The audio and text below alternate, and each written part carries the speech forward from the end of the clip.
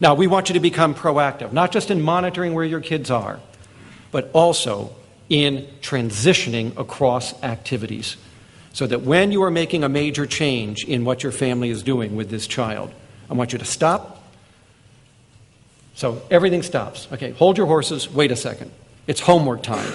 So turn off the TV, stop the action, and then I want you to review 2 or 3 rules this child is to follow in the next activity.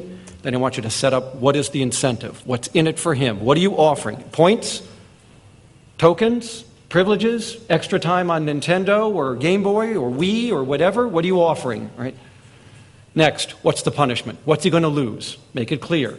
You're going to lose that privilege, you're going to lose those points, you're going to lose that time on that computer, or you're going to timeout. Make it obvious. Get the rules up front along with the consequences. Okay.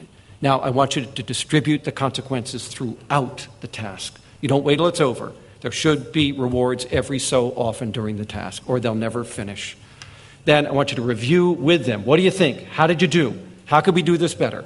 Get their opinion. Invite them to self-evaluate the activity. If you will do that, you will cut your problems by 50%.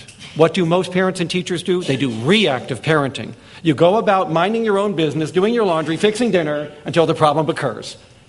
And now you are a problem-oriented person. All you're doing is reactive firefighting, we call it.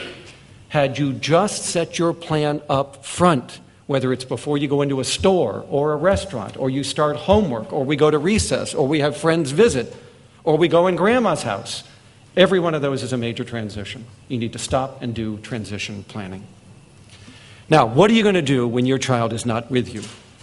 You're going to get a behavior monitoring card like the kind we use for school, but this can be used anywhere, anytime. It can be used for Cub Scouts, Little League, soccer, hockey, going to a friend's house, spending the afternoon or evening or weekend with grandparents, having a babysitter.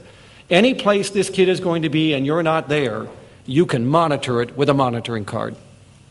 In the case of school, you're going to use these rules, and there's enough room for all of his teachers and classes to evaluate him using the rating at the top of the card, 1 through 5. When this card comes home from school, every teacher will have rated this child at the end of every class. We'll have initialed it to assure against forgeries, because they will forge this card. Okay. So let's anticipate that. All right, and then the parents are going to review the card, and the points are in parentheses. That's how many points you earn, and in the case of 4s and 5s, which are lousy ratings, that's how many points you lose. You are then going to add up the points, subtract the negatives. That's what you got to spend in your home on your little token system, on your reward chart. But you could do this for anything. It could be for bus rides, it could be for lunchroom, it can be for recess, it can be for scouts. I don't care. If he is away from you and there's another adult there, that other adult can be evaluating your child frequently.